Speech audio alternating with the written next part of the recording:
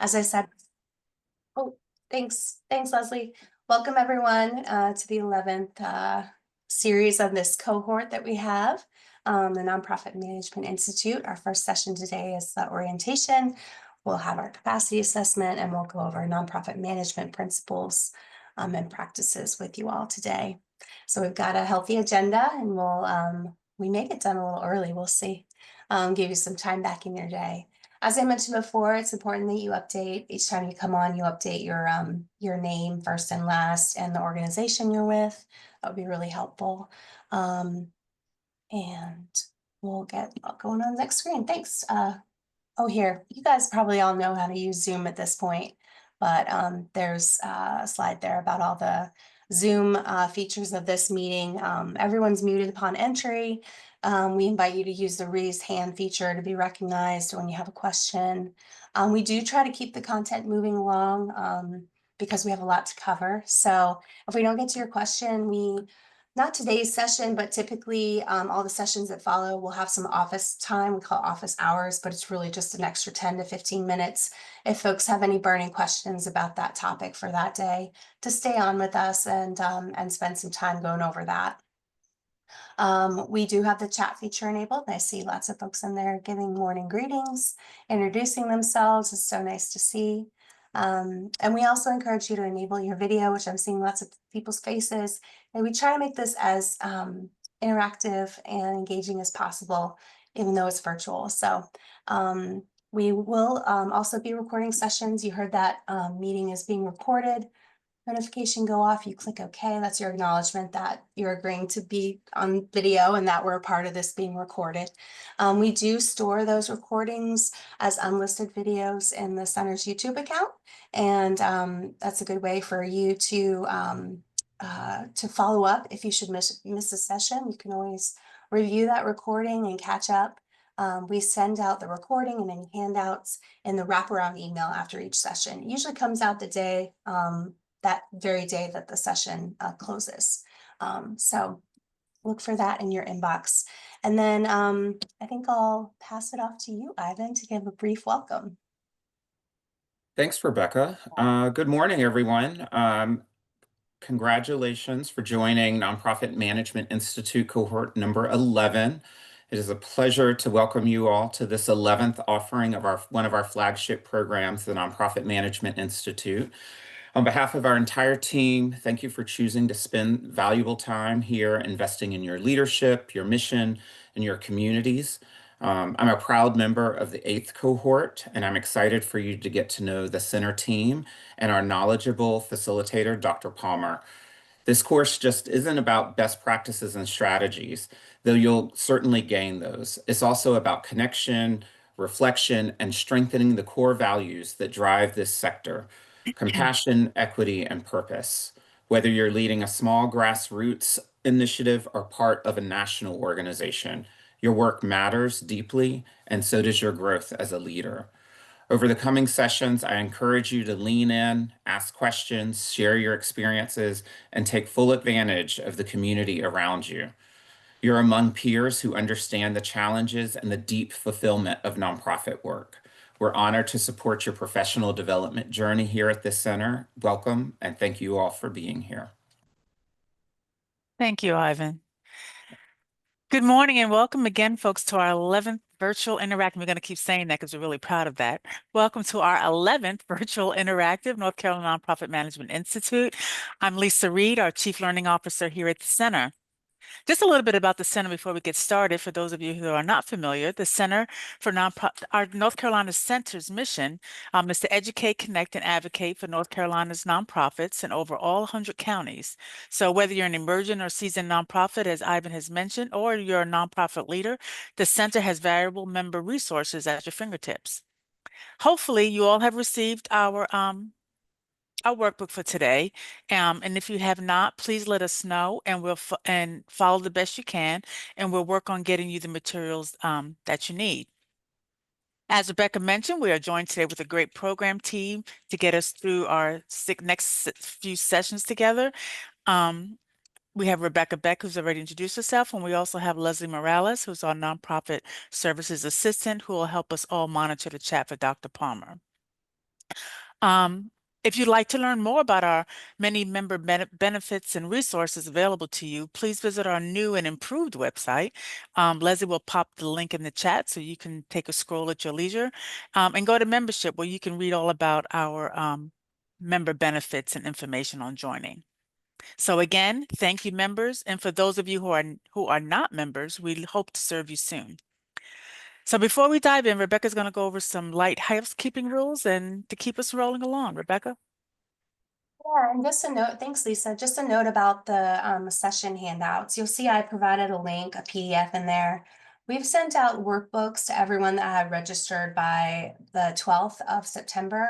Our next date to send out the remaining workbooks is this week. The good thing is that for this session, it's pretty light on the workbook in terms of what you need from that, but we have provided a PDF in there. Hopefully you can open that and download it so you have it to follow along with. Does everybody see that there? Let me know if not, or if you're having trouble downloading. Okay, good. Great. So that's just up above there. You'll see I've shared that with everybody. I've already gone over everything with the Zoom, so you all are familiar with that. Wanted to talk briefly about our shift from safe places to brave spaces. This is something that you probably have come across if you've been to any type of EDI programming. We think it's important to state here that we have some sort of community guidelines that help us move from not only creating a safe place, but really moving to a place that moves us all forward together. And helps us to encourage participation from everybody, respecting humanity and perspectives of others, and taking responsibility to demonstrate collective commitment to EDI. I think most of us, or hopefully all of us, are on the same page with that. Let us know if you have any questions about that. But these are sort of the guidelines that we all put forth and go and follow along with as best we're able to as we move through this process together. The next slide goes over our equity statement. We always share this as well. We've woven EDI throughout this series. We do have an entire principal area around EDI, but we also have infused it throughout each section of this series. And while we don't cover EDI as a standalone topic or principal area, it is embedded with everything that we're talking about. So I would invite you and encourage you to think about that and to make sure that you are looking at all aspects of what you all do with sort of that lens. And so you can read here our equity statement. I know there's been lots of targets on EDI and inclusion efforts and diversity efforts. And so we're all aware of that. We're all thinking about that. We're all having to get very creative about how we do continue to do this type of work. We still think it's very important. And so we'll put this, let me put this link in here too. We have a link here that we've been sharing to just kind of help people with some resources to kind of navigate this time that we're all going through. We think that it's important that the center stand as a leader in that and to help folks feel like we're here to support you. So feel free to click on that link, dog ear it, as I say, or bookmark it, save it so you can return to it later. But this is something that we wanted to share with you all today before we get started. Any questions? Getting an error for that website. Oh, let me see if I can find it for you. I'll put the correct link in the chat. Sorry about that. I'm gonna pass it off to Lisa to start to go over the agenda on the next slide, and I'll make sure I find that link for you. Thanks for letting me know. I appreciate that, Tiffany.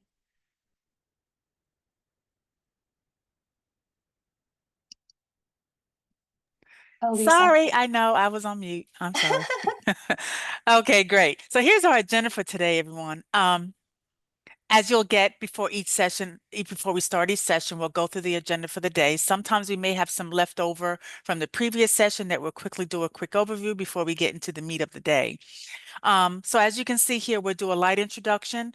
Now today, as Rebecca referenced earlier, we'll be talking about the capacity building framework, which would include nonprofit principles, management conditions, a capacity assessment, and practices. All this will be explained as we go. So this particular session is heavily based on assessment and getting an idea of where you are within your organization. And before we get into the rest of the sessions, we'll have the principles that we'll dive into later.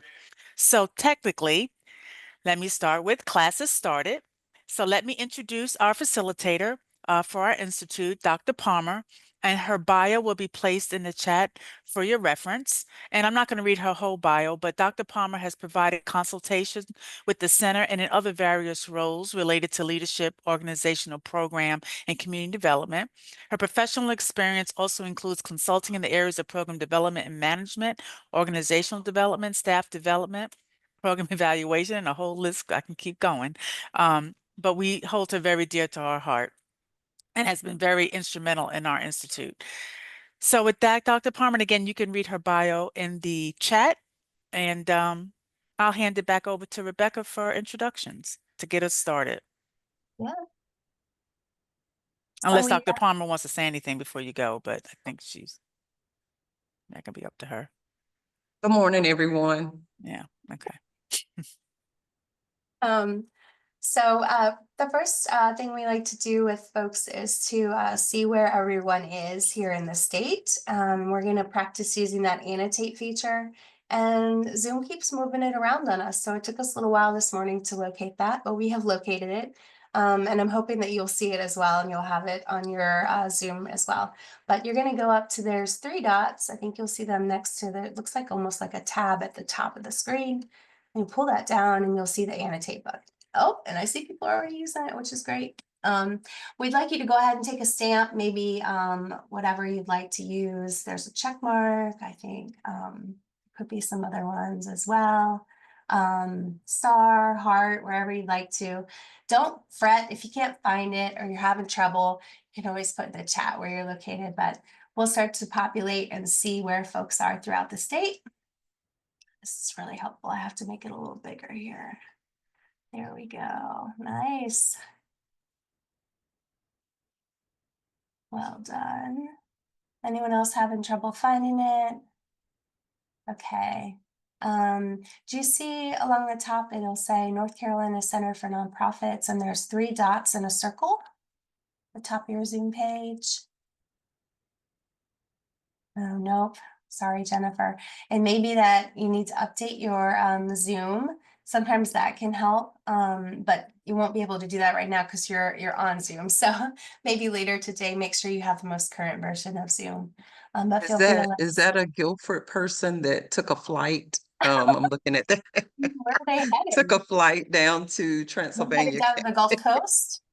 That was me. I was trying to get my annotate button to work right. It's Really? working. It is definitely working. Caldwell. There we go. Mm. Cumberland. Yay, Cumberland. We Mhm. actually were. Where's it down in Cumberland that we yeah, the Cumberland Community Yes. Foundation, we offered Yeah. this series in Uh-huh. person for the first time Mhm. with Cumberland Community Foundation. It was really fun. Ah, County okay. right here. This is always really fun to see. Are there any folks over towards like Pitt County or Mm-hmm. Bertie County, or Got some I guess that more. would be the northern part of the state? Oh, I see somebody was out there in Cherokee, westernmost. Yeah. That's nice. We actually, I think it was maybe 2 or 3 cohorts ago, we had someone who was actually on a cruise for this session. And so she was like way out here in the water. And she was joining us from her cruise. I was very impressed with that. Didn't we have someone that was international? I'm trying to We remember did. what country. We did, yeah. Yeah. Mhm. She worked for a nonprofit that was here in North Carolina, but her husband was Mhm. stationed. Was it? I can't remember. That was a while ago. Well, thanks, everyone. I really appreciate you being a part of that process. And there will be other times where we might ask you to use that annotate feature because we like to use it a lot. I'm going to go ahead and clear. Oops. I can clear all drawings so we can move on to the next slide.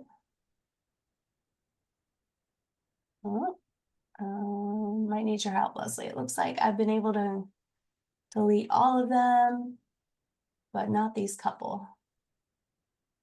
Not sure why that would be.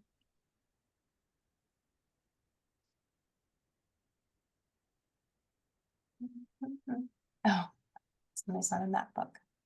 Donna. Okay. Oh, there we go. Thanks, Leslie. All right. So I'm going to hand it off to you, Dr. Palmer, to continue with a couple of, I think we were going to ask a couple more questions about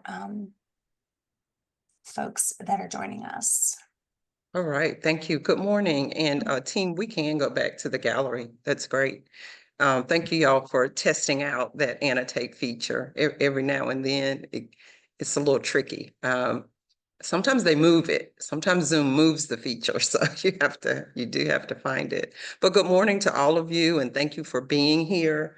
I do want to just reiterate just a couple of things that our president and CEO, Ivan Canada, shared with us. I was kind of taking a little notes there as he was doing his greeting, but there were a couple of things that he said that I want you to just kind of hold near and dear as we work through the next 6 weeks together. He talked about being in this space fosters connections for us. So I do want you to utilize all of us that are in this space as a way to connect, especially as we share and as we give feedback and input, tap into your peers in that way. It does sometimes you run into situations where it's helpful to be able to connect with folks that might have some expertise in some areas. He also mentioned reflection. This is an opportunity for some reflection as it relates to managing and leading nonprofit organizations. And so as you're working through, especially the work that we're going to do this morning, we do some level setting or getting grounded by looking at our current capacity. And then working our way through those 6 nonprofit management functions that we're going to learn more about as it relates to the Institute. He also mentioned being in this space out of passion and purpose. And so I think that kind of speaks for itself. So thank you for sharing your passion and being a part of our purpose as the NC Center for Nonprofits, providing this educational professional development opportunity for and with you. Our work matters. I kind of jumped out of my seat when he said that because, you know, the days are interesting and changing by the minute. And so wanted to just lift that up. Hopefully, we will be able to offer you some resources that will help you grow as a leader in the nonprofit sector. And we do appreciate all of the advocacy that you do in general for nonprofits, whether it be in your community locally or whether it be that you're advocating for your own individual organization. So I just wanted to just kind of lift up or illuminate some of those comments that Ivan made and shared there at the onset. Well, welcome again. We do typically kind of start off with some conversation and discussion around your intent or what you hope to gain from the Institute. And so if you would utilize the chat and or you can unmute yourself and comment by voice. Why did you sign up for the Institute? Give us an idea as to kind of why you're here. Of course, we have all your names. We have all the organizations that we represent, and we also have the positions that you hold. And so we just wanted to get a sense of your purpose for being and committing really to 6 Tuesdays over the next few weeks. Hi, I'm Sarah from Sunnyside Ministry. So I'm hoping to gain a better understanding of, my daily operations that our executive director does, because we're a small nonprofit with about 150 weekly volunteers. And just to get a better grasp on our fundraising as I'm our development manager and have a better understanding, especially looking towards sponsorships. We've been around for 48 years, but we have not fundraised. So we're about 35 years behind other agencies here in Forsyth County on fundraising. So I'm just trying to get a better grasp of that. Thank you, Sarah. Hello, my name is Kwamina Parker. I'm from Winston-Net in Winston-Salem. I just wanted to get a better grasp of the overall leadership capabilities and to sharpen my leadership skills throughout. Thank you. And team, I do see some items in the chat. I don't know if we want to grab a couple of those and share those. Yeah, looking at this. So just trying to say, they're popping in quick. No. Thank you. Someone said they've heard good things about the program. Appreciate that. Thank you. Folks are having new positions, wanting to increase their leadership, want to hone in on management. It's hard enough starting being a nonprofit. We need to help. We need all the help we can get. That's true. I like that. Be better at my job. Love to learn, looking to grow in my leadership. A lot of growth interest. And gain better knowledge and skills to enhance the work that they're doing. We have new people in their roles, wanting a firm foundation. Want to gain skills to rebuild and restructure after a difficult transition period. Interesting. Especially in the midst of uncertainties around funding in the sector. Definitely one. All right. Yeah. Thank you. Thank you, Mhm. Lisa. Yeah. Anyone else want to add voice to your comment before we move on to our next? Using the chat, if you would, give us an idea as to how long you've worked in the sector. So if you would just put that in the chat, how long have you worked in the sector?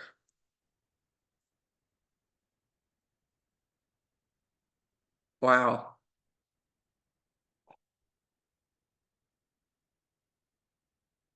Did I see 30 years? I think I saw, I was watching it kind of jump around there. So lots of years of experience working in this sector. I'm right at 30 years working in the nonprofit sector, be it in higher ed or training and development or consulting or serving on boards or working with community collaborative groups around addressing issues. And so it's so great to be amongst family and friends. So thank you for sharing that. One thing that I do want to point out at the onset, as I mentioned before, there are each of you represent obviously a unique and different organization with its own purpose and mission. But you also serve in roles that are uniquely different as well. So we know that there are executive directors in this space. There are directors of programs and different management functions of nonprofits in this space. We know that oftentimes there are board members, individuals who serve on boards or individuals who chair boards that are a part of our work here. And we also recognize that some of you are actually founders of the nonprofits that you represent. So we have an array of roles that are represented by way of the positions that you hold. And so oftentimes throughout the training experience, we will place you in breakout rooms. There are times when we will place you in breakout rooms based on those roles and positions, and there are times when we will work together with a diverse group in a space. So just want to let you know that. And then also keep in mind that the Nonprofit Management Institute, in this experience, we cover the fundamentals of nonprofit management. And we do that by focusing on 6 management functions. Our work is framed around 12 principles. Those 12 principles align with 12 unique management functions. And for this, again, for this institute, we focus on 6 of those. And today, what we're going to do is get grounded in our orientation of what those 12 principles are, and also specifically focus on 6 of the 12. One of the things that we believe in this process is, if we're going to build capacity by way of experience in this institute, that it's important for us to understand what our current level of capacity is in alignment with these management functions. And so we will focus on that today. But again, keep in mind, we all have different roles. We all have a different number of years and exposure to working in the nonprofit space. And so we have designed this experience such that we are getting the fundamentals of 6 of the 12 principles, that we provide resources and information and material around nonprofit management. And you'll hear me say that throughout the experience, recognizing that we're all showing up in this space with also a different degree and orientation and training as it relates to these management functions. Team, we can go to slide 12 if you don't mind. So just to kind of continue down this path, this is our capacity building framework as it relates to nonprofit management. This is the framework that we at the North Carolina Center for Nonprofits have designed, and we have created and developed and housed resource and materials as it relates to these. We have a principles and practices guide that is available hard copy and electronic. We'll talk more about that later. And then we have 12 principles. There are 3 management conditions that we learn about as it relates to the current state of your nonprofit, as it relates to level of capacity. We have a capacity assessment tool that we use, and we're going to do some hands-on work with that today.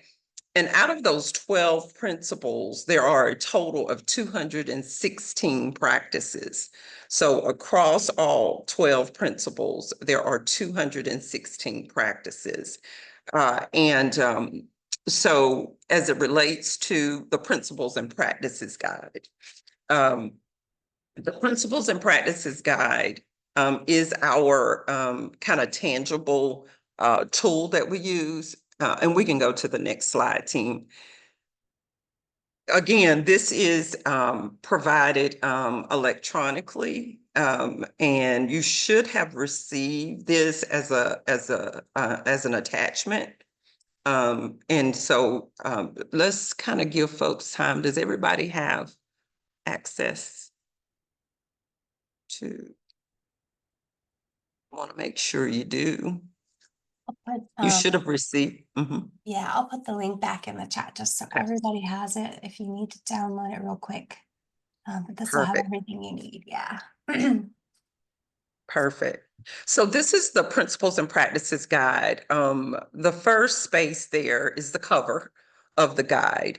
And then inside the guide, there is kind of an instruction page on how to use the guide.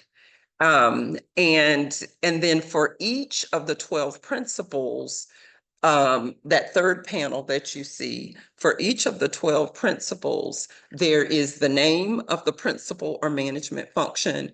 the overall practice in terms of how we view that particular management function. And then there are practices that align with whether or not our nonprofit or a nonprofit is where under the build area or thrive or sustain. And so what we do is we assess our capacity in terms of what we want to work on in the future. And so again, this is our guide that frames the resources and materials that we make available to individuals who are members of the center and also who have need for these resources. Principles, practices, management condition, assessment.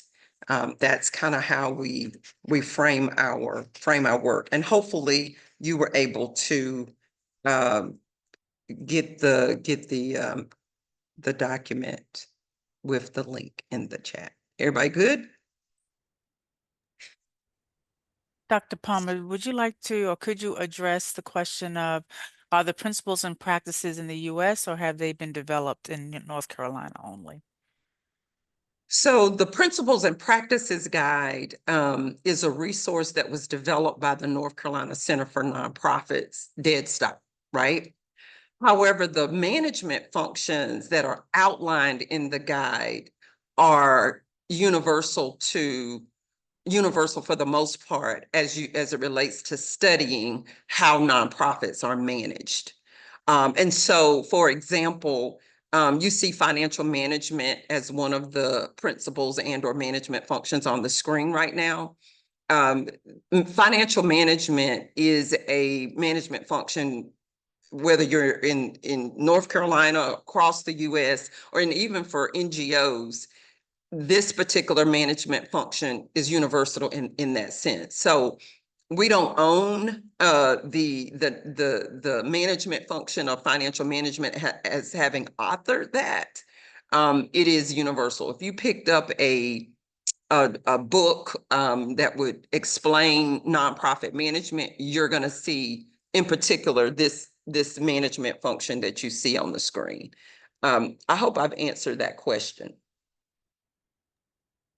Does that help? Thank you. That was, yeah, put out by a participant. Okay, good. Yes. And then you see in the middle panel, you see advocacy and civic engagement. Oftentimes you will see advocacy as a fundamental kind of primary area of training for nonprofit organizations as well. So what you see on the screen now is 2 of the 12 that we illuminate here at the center. There could potentially be more, just depending upon how one might frame a training experience related to nonprofit management. What I will say is that the 12 that we highlight are very present in nonprofit organizations today. And if we could go back to the gallery.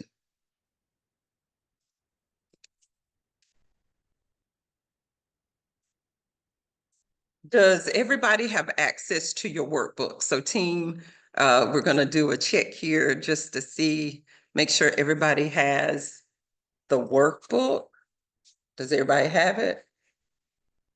Because we're going to utilize that here in just a minute. I see some yeses popping up in the chat. Thank you, Sarah. I like that.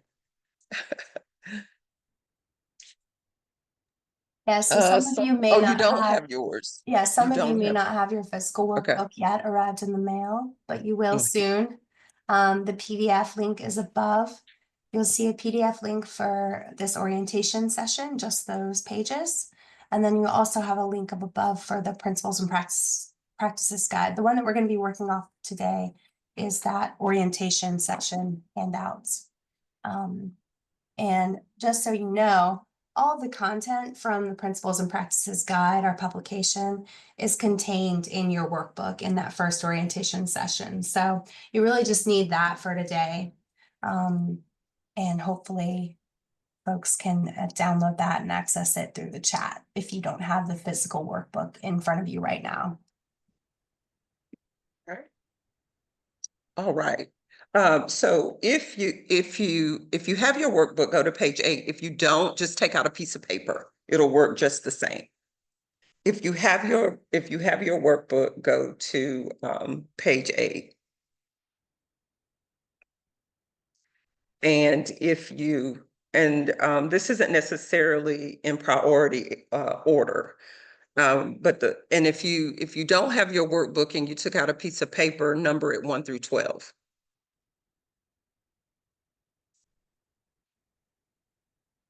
So as Lisa mentioned a second ago, class has started, right? So here we go. What I want you to do on this page is I want you to list what you think are 12 core principles, key functions, in terms of leading and managing a nonprofit. Like, what would you consider 12 key functions? And just list those. What would you consider 12 key functions?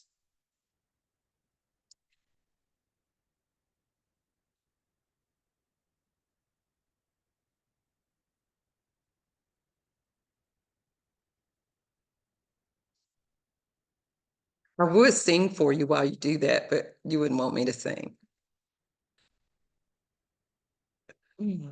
This is page 8 in the workbook.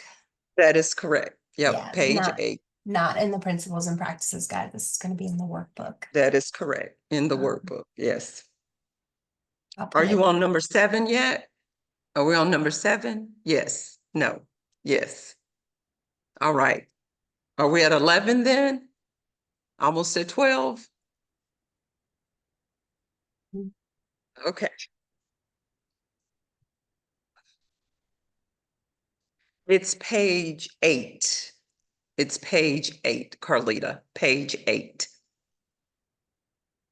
It says Hi, 12 Miss. principles worksheet at the top. I think the PDF is labeled differently than the actual. Oh, okay. Sorry. So I Okay. was just All trying right. to get some clarification, but thank you. Yeah. Thank you. All right.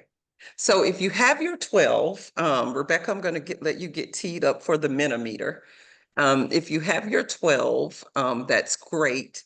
Now, what I would like for you to do is to identify what you would consider to be the top 3 most important of the 12 that you listed. What would you consider to be the top 3 most important?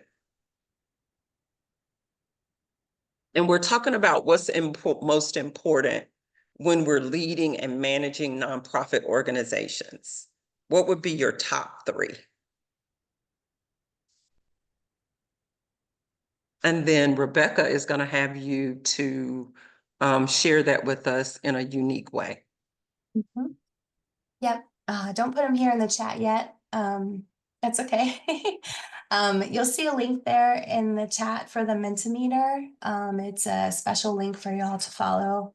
I know we're sharing a lot in the chat today, so thanks for following the bouncing ball as we move through this. The link there in the chat is for Mentimeter. You'll go ahead and join that, and then you'll type in here. It's a participant code, so it should allow you to put in their 3 top management functions. And then I'm going to share my screen so you all can kind of see this as it forms. Share this. If you all have used this before, it's a great tool. It allows folks in a group to all join in and to share in real time. And the words that you see that are bigger have been mentioned more times in this word cloud. So we'll let it go ahead and populate here for a little bit. Let folks have a little chance to get their management functions in there. And again, we've asked you to identify your top 3. And we're seeing kind of what bubbles up to the top for who we are, what, cohort 11? Is that right? Mm-hmm. So Yeah. this is cohort 11. Mm-hmm. What's kind of fun is we can go back. Most of the cohorts, I think we started doing this, maybe not the first one, maybe we did. Uh-huh. And we can Uh-huh. see what folks say. Great.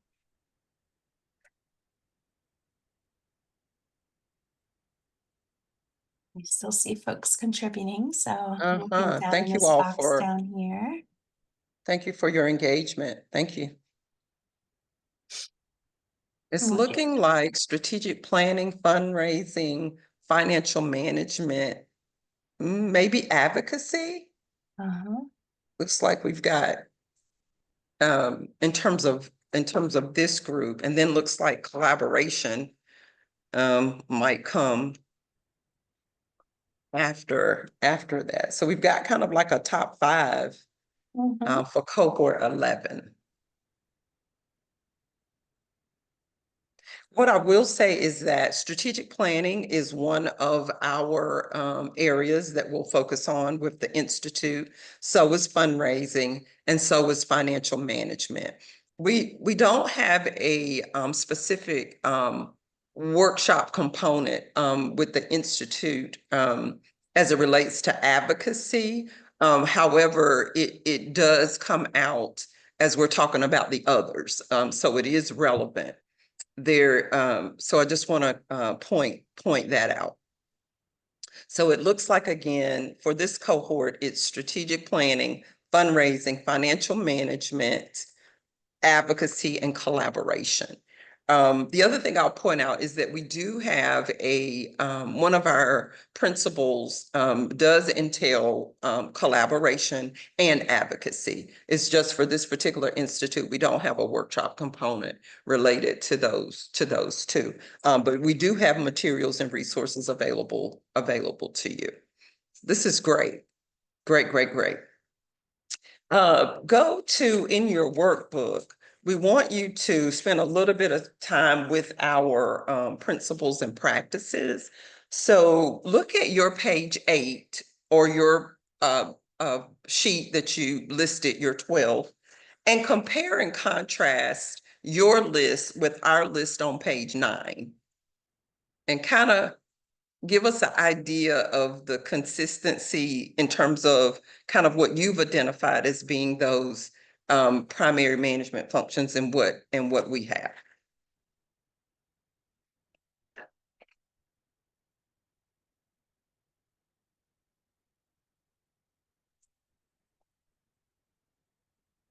And also, while you're doing that, if there's something that you don't quite understand as it relates to our principles and practices, feel free to unmute yourself and pose your question, or feel free to put it in the chat. So our principle number 1 is advocacy and civic engagement. Might I say management function. Principle 2 is board governance. Principle 3 is equity, diversity, and inclusion. Our principle 4 is financial management. Then there's fundraising, human resources, information and technology, legal compliance and transparency, partnerships and collaboration, program design, management and evaluation, strategic communication, and strategic planning.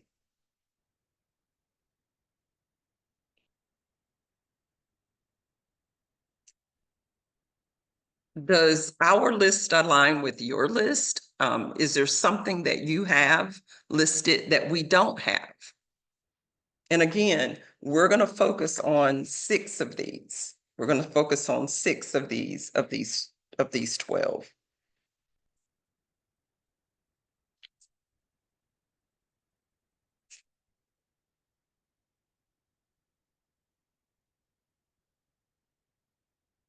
Team leadership.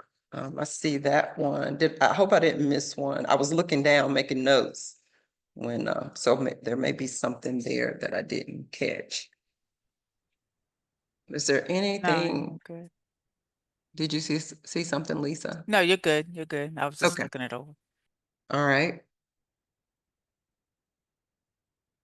So again, our framework includes principles, practices, looking at the current management condition or state of our individual nonprofit organizations, an assessment of that, and then deciding how we're going to engage in the 6 training experiences as it relates to what it is that we want to work on going forward. And so there's that. And thank you all for chiming in the chat. So 12 principles. Now we're going to move to the management conditions.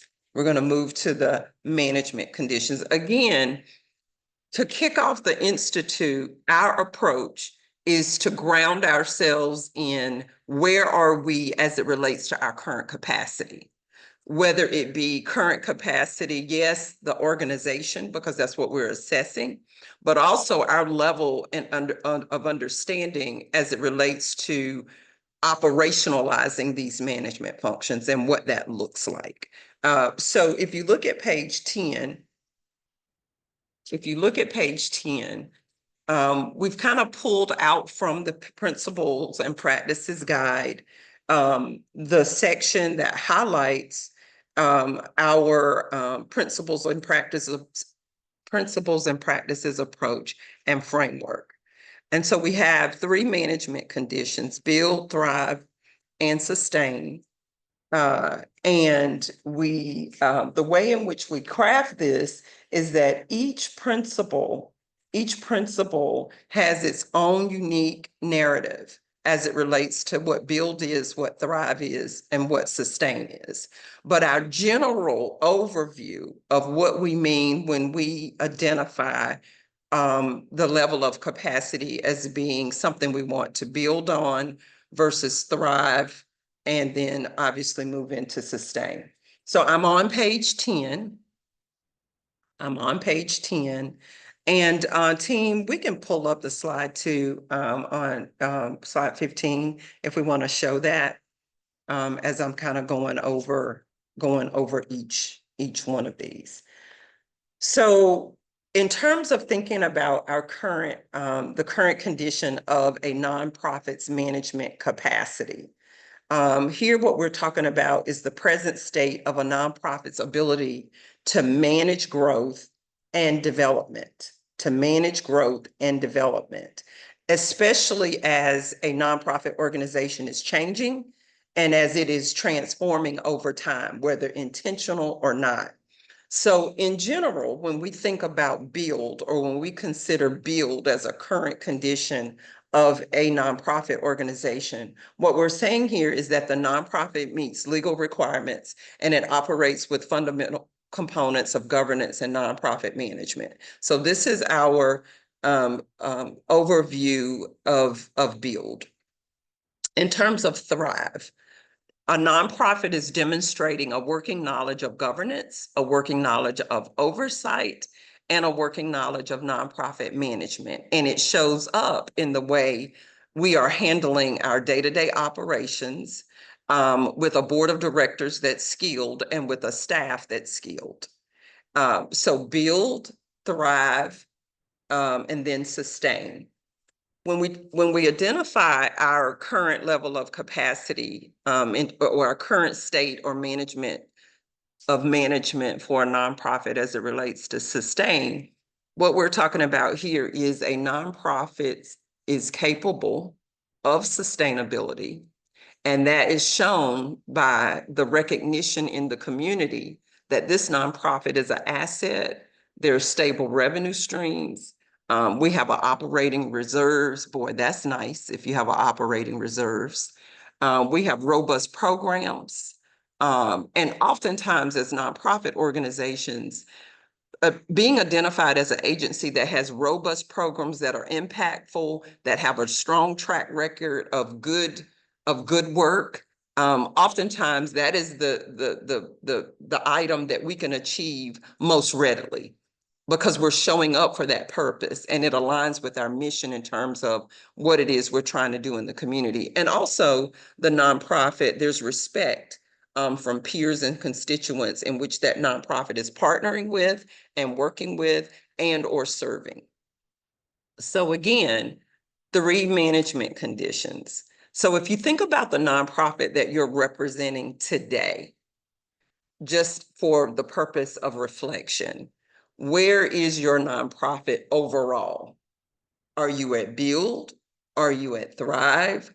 Or are you at Sustain? Just in general, kind of where is your nonprofit organization as it relates to this? Before we get into the weeds of all the practices and all of that, I don't know, Lisa, you want to help kind of see what's popping up and see where most of us are? I Few saw a little bills, bit of both. sustain. Yeah, I'm seeing a good mix. Sustain. A lot of bills sustain so Okay, far. okay, Couple of thrives. got it. And of course, if we're engaging in this capacity building experience, i.e. the Nonprofit Management Institute, the thought then is that we're hoping that we're going to enhance our capacity, right? That we're going to learn some skills. We're going to bring to our nonprofit organization some resources and our skills and knowledge that's going to help us advance. Let's say if we are at Build and we want to get to Sustain. So again, 3 management conditions. We've covered 12 principles, 3 management conditions. The other thing I want to point out here, we have, there's a resource that I utilize quite a bit. It's called the 5 Life Stages of Nonprofit Organizations.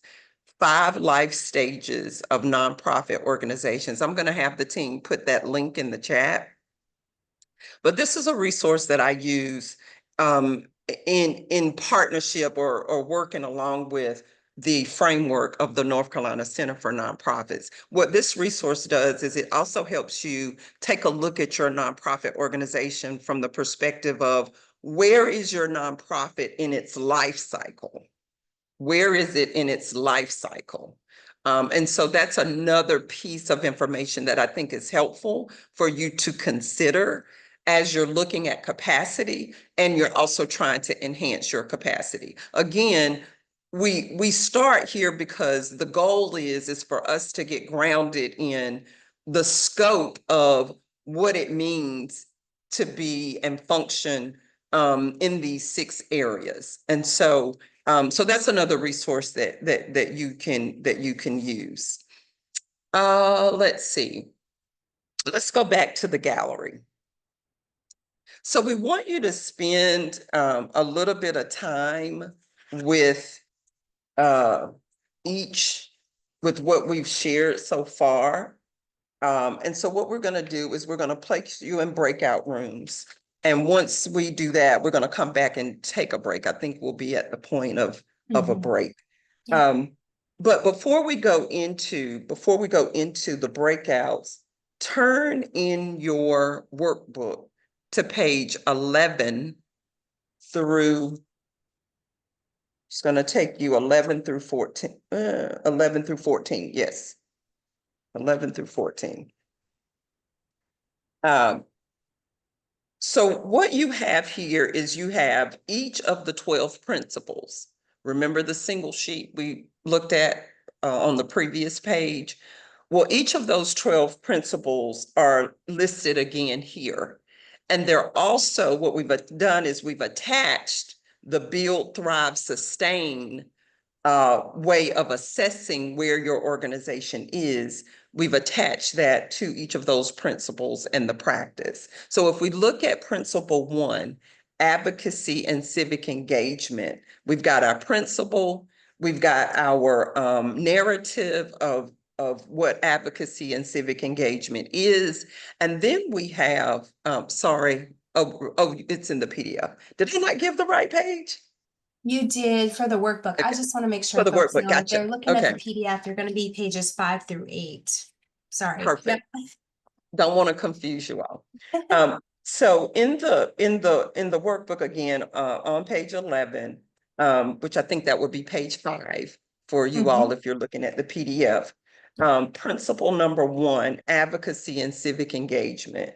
So again, what we've covered so far are the 12 principles and the 3 management conditions. And so when you look at principle 1, and we consider the uniquely crafted explanation of what build means versus what thrive means versus what sustain means, where is your organization as it relates to advocacy? That's how you use this tool.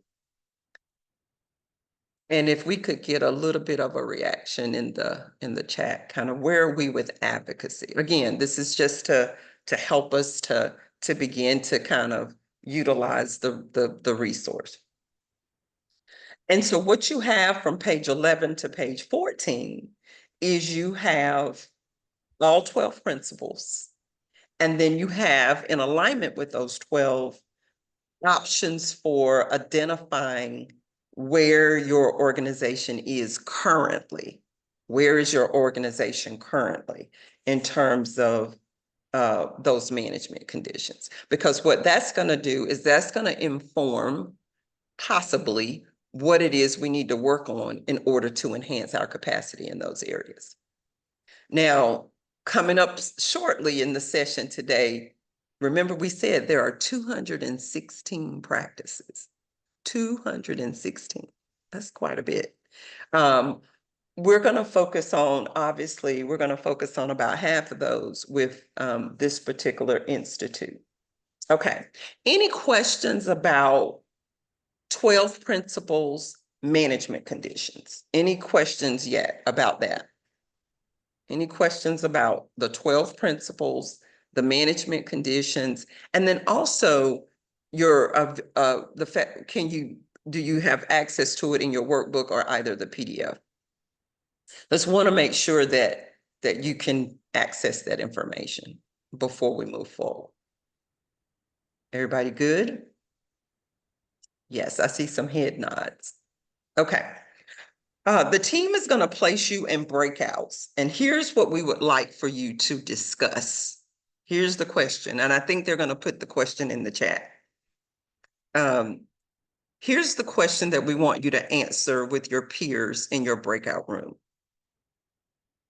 Your opinion, what is the usefulness of each of these frames when you think about the current condition of your nonprofit? Okay. We've just introduced the principles. We've also shared with you the way in which we frame the current state of a nonprofit organization as a whole, if you were to use the frame in that regard. And then also we've broken this down principle by principle. Now we're going to come back to that in a minute. So don't get too far ahead. But what we want you to do in your breakout room is we want you to have a discussion around your perspective, your opinion. What is the usefulness of each of these frames? And now understanding kind of how we utilize it.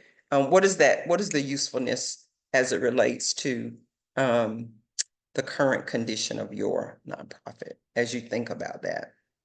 So are we doing the assessment, or are we working through the structure of build, thrive, sustain for the 12 principles in the group? So right now in the group, you are having a conversation about how useful this is or not. So You're not completing the assessment at this point. We will. We will. But at this point, we're having a discussion around, well, how useful is this concept? How useful is this thinking about assessing capacity, looking at our current management condition? How useful is that as it relates to where we are so far in our work today? And team, I'm going to turn it over to you for the breakouts. Sure. And Saji, you had a question. How many principles are we talking through? I think we're just sort of looking globally at all 12 and thinking about the management conditions and the usefulness of that for you all as you're assessing capacity and ways you may want to build capacity, maybe ways you want to focus in on things. But really, it's just about how would this be useful to you going forward? If you were just to look at management conditions for the 12 principles. So we have breakout rooms that are by role. We have 2 executive director groups because we have so many executive directors. So what I'll tell you is that if you get into one of these rooms and maybe you're the only person there, come back to the main room. If for some reason we don't have a collective of folks here that can join that group, we may have to put you in a different one. But just go to the one that you feel like is most closely aligned with your role, your sort of expertise, that sort of thing. And we'll give you all, I think, about 10 minutes, and I'll be posting the question in the chat. We're asking for one person from a few of the groups to report back to the large group. Maybe we would do that after a break, because I think we're due for a break after the breakout. So Yes. I'll come back yes. to the main room when it closes. You'll get that little warning it's about to close. At any point, you can always come back to the main room. You can leave and we can put you back into whichever group you're in. But go ahead and I'll open up all the rooms to you all. And okay. So hopefully, are you all able to see those? Okay, folks are starting to leave. I think that's the sign. Yep. All right, and I'll be broadcasting to the group what the question is. And you should be all set. Let us know if you have any questions, and we'll see you back here in about 10 minutes.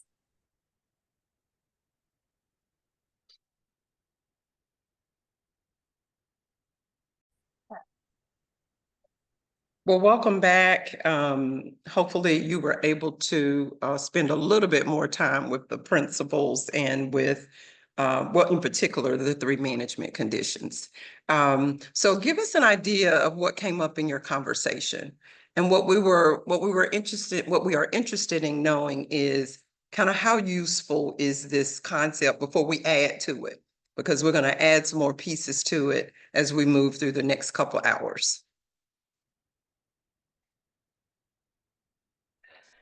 Well, I will jump in. I was in an executive director role, and several of us are new, number one, to this field and new to the roles, or reimagining the roles after not being connected to the center and digesting it. The majority of us believe that these are helpful, yet it's a bit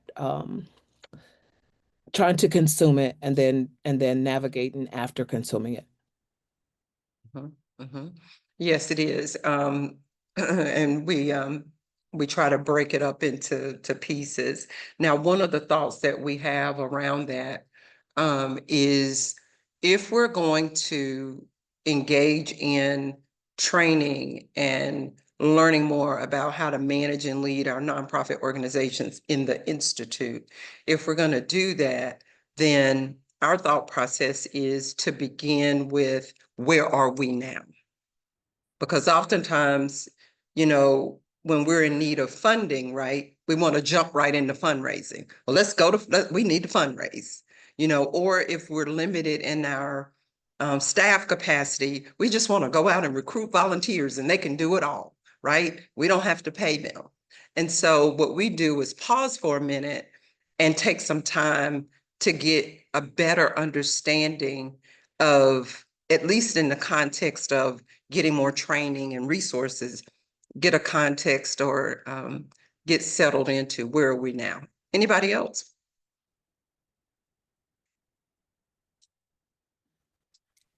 I can go. Hi all. So we were in the development group, and we thought that the framework is very helpful in identifying areas that might be in deficit. We talked about how nonprofit organizations sometimes excel in some areas, but might be at a different stage completely in others. And so we thought the framework was a good method of identifying where to build resources and build capacity. Mary mentioned, going through the different principles. And one thing I thought about it was, and I'm not speaking for the whole group, but it's just a thought that came to me now. It would be, I think, a good way to assess where the rest of the organization, how the rest of the organization sees the nonprofit, and I prioritize the different areas based on the perspective of other coworkers or leaders in the organization as well. Mhm, mhm, mhm. Almost like a 360-degree kind of approach to utilizing it. Have multiple people complete it about the organization and then aggregate that and have some discussion about where you are. Thank you for that. Any of the other groups? Yeah, I'll talk. I apologize for my camera. I've done everything to try to get it to work and it will not work. But I was in the finance group and there was only 2 of us. But with us, you know, I never go out and see the programs in action because that's not my role.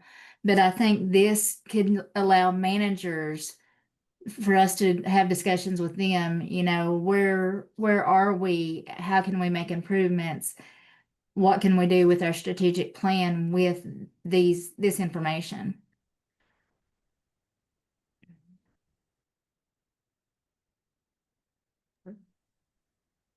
I can You check. know, Oh, sorry. I was going to say that it is very helpful when, especially around programs, when your role or your function is not necessarily interfacing directly in the community each and every day with the partners and or the individuals that you serve. And so, and that's the same for board members as well, because oftentimes we as board members don't get an opportunity to really connect on a day-to-day basis with programming. I thought I heard someone else with a comment or response. Yeah, sorry, that was me. I was in the operations group and we were talking about, some of us are in relatively young, newer organizations, some are in older organizations, but talking about how doesn't matter where we are, conditions change, funding changes, challenges change. And so we're constantly having to sort of innovate and iterate, and how this framework can help us think through that, whether we've been doing this for a long time and need to think about new ways to do things, or our funding has changed and we have to, you know, scale back or revise, or if we're brand new and building systems for the first time. Thank you for that common language, you know, a way in which we talk about what fundraising is or what collaboration is, or because with any given change, any or all of those management functions have to adjust or pivot or do something different. And so, yes, is there another group, or did we get all of the? We was in the kind of the communications group, but one of the things that we was really talking about was how our work was definitely involved with the equity and making sure that everyone received what they needed to receive, and that's what our work was about. And our framework was based around that. That was very important to the work that we're doing. Thank you. Thank you so much. Thanks. Dr. Palmer, a question came up in our group.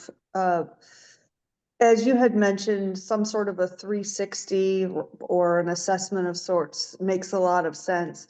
Is there a chance that the Institute has already created a template for a board or for a team to use this as an assessment, or is the recommendation that we would just kind of print off what you've presented and like circle, or has someone created a visual to show that yet? So like the degree to the degree to which we've created the visual is what you're going to experience in the Institute. That's kind of where we are with it. We do know that there are organizations that leave the Institute and they use it with their boards, they use it with their staff. And so that's as far as we've gotten. We continue to look at this and study it and try to enhance it and establish it in a way where it's very user-friendly. Got it. Thank you. Was someone else going to chime in? No? Okay. No, it was me. It was, I just wanted to quickly speak on behalf of the program group. We had a really good discussion on it. I do think it's much to what some other folks have talked about. It's a really good tool for just kind of understanding the big picture and then overall health of the full organization, and just making sure that areas where there may be times where you need to go up a level from thrive to sustain, that's where the leadership of the organization can then kind of turn its attention to, maybe upping capacity or training or care for the individuals in those various roles. Okay. Thank you. Thank you. All right. It is 10:52. We are going to take a break. We will return at 11. Does that work, team? Team, is that good? 11? All right, so we're going to take a break. When we come back, we're going to actually use the tool. We're going to actually do some work with the tool. So enjoy your break, get some fresh air. You have learned so far. Hopefully you were able to get some fresh air if that's an option for you. Supposedly, I'm in I guess I bring you greetings from Guilford County, Greensboro, North Carolina, and I'm looking out the window and it is nice and sunny here. So I don't know about where you are, but hopefully we'll continue to have this as predicted. We'll continue to have some good weather over the next few days. Hope everybody's doing well in terms of what we've covered so far. Everybody good? We all on the same page? 12 principles, 3 management conditions. And I will tell you going forward, we do unpack a lot of information and we do quite a bit of building on information as we go. And so just kind of keep that in mind. That's kind of the cadence that we have. And so keep that in mind. Turning your workbooks, and Rebecca, you have to help me with the PDF version. Turning your workbooks to page 15. We're gonna practice using the assessment on a basic level with this next part of our work.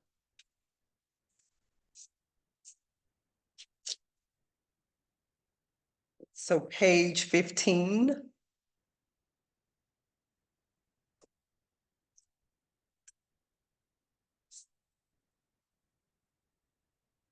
And so what we want to do here is we want to use this worksheet, and we are going to use the management conditions of build, thrive, and sustain.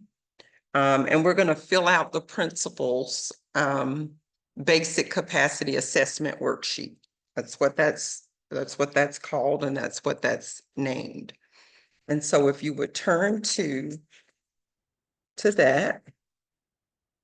And again, we're looking at, if you look at the instructions at the top, we're going to use this assessment to choose build, thrive, or sustain for each principle to identify what best describes the current condition of your organization.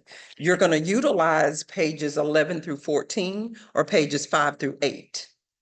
So that's kind of where you'll get that information. And so we're looking at what best describes the current condition of your organization. So we're gonna put this, we're gonna utilize the assessment on a very basic level. Everybody good? You're referencing pages 11 through 14. You're utilizing the worksheet on page 15.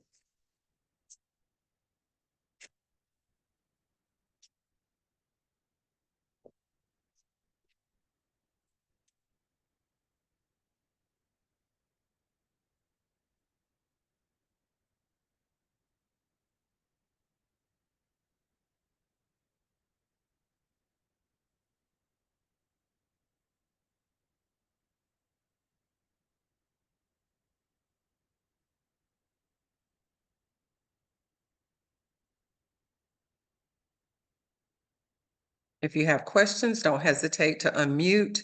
We're also paying attention to the chat. So if you have questions there, we are right here with you. It should probably take you maybe about 10 minutes to complete. Again, there are 12.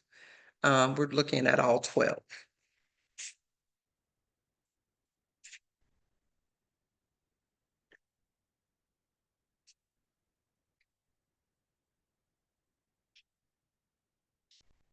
And if you have questions, don't hesitate to ask us.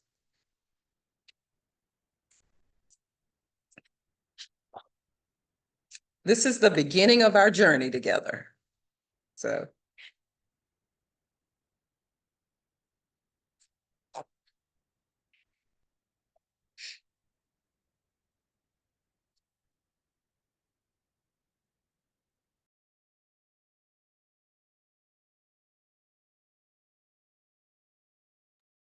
Can you define what you're looking for board governance in respect to where we are? Are you saying, is the board actively engaged and adhering to the bylaws, or what are you meaning by that? And so if you look at page 11, for build, you got it? Oh, okay, 5, never mind. Go ahead. Okay, you good or? No, go ahead. And Okay. I think we're more on the Thrive side, but go ahead. Okay. Yes. So what you're doing is you're identifying where you are. Is it build, thrive, or sustain? And so the way you use the frames is what are you more of than not? And so you're choosing build, thrive, or sustain. Does that help?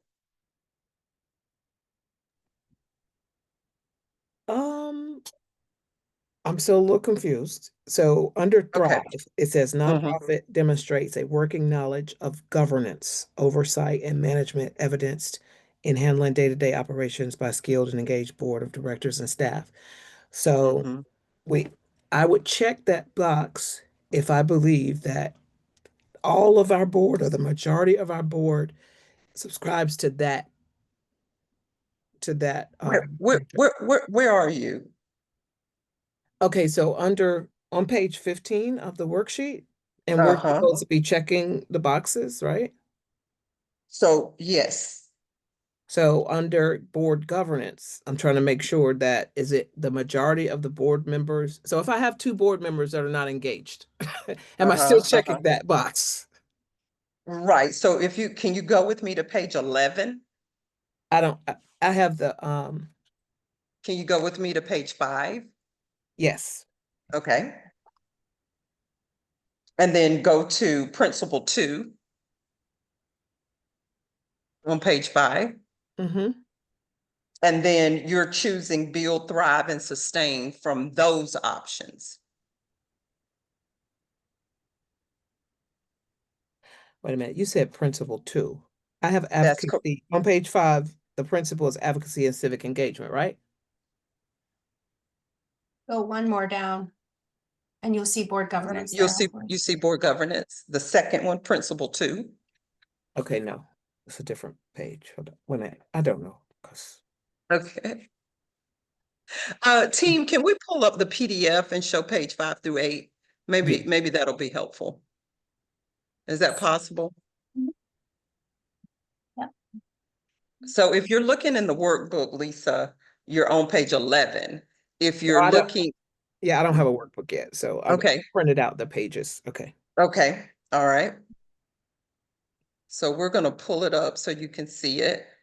If you look at the screen. Because the PDF actually has different numbers than they actually are. I think the numbers align with the book, but it's taken out like the first 5 or 6 pages. So see, it says like page number. Okay, keep going, Rebecca. Keep going. Keep going. Right here. So this is go back another one. All right, so Lisa, so this is where you should be in the PDF. And that page number is going to be in the PDF that we included is going to be the same number. It looks like It's page going to look 11. like this. Well, that would be a problem. I was not on that page at all. Now, well, when you read it off, I was like, oh, she's not on the page. She's not on that page. Yeah. I don't have that at all. You don't have the. Hold on, I gotta go through. Okay, jeez. Okay, finally got that. No worries. Okay. No worries. I have a Okay. questions. So as a young nonprofit, if we are sort of not even in the build stage of any of the core principles, how do you recommend we document that? I would just, I might just make a note on the left side of the build on the worksheet and maybe put like startup. I mean, that's the best you can do with this. If you don't have any evidence of build in any of those, Mm-hmm. I would hope if you've started your nonprofit, you know, that, for example, you would have, oh, that's a good idea. Color coding. Yeah, I would hope that there will be some elements of build, even if you're in the startup phase across these 12. Mm-hmm. Yeah, so maybe Yeah. just a partial. Yeah, okay, yeah. Yeah, I mean, you're at startup, so you would be working towards maybe the build first, thrive, sustain. Although what I will say is that oftentimes we're kind of bobbing and weaving in and out of these because things are changing and we are managing the operations of the nonprofit daily. And so things do change. Mm-hmm. Okay. Thank you.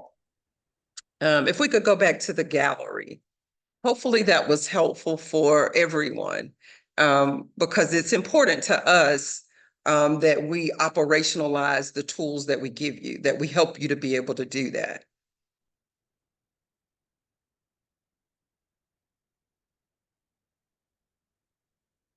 So you should have completed the worksheet on page 15. And so at a glance, when you look at your worksheet across those 12 principles, how many builds do you have? How many thrive or how many sustain in terms of where you are? And that can give you a little bit of an image of kind of where you are and what areas you're in need of some building of capacity or enhanced capacity.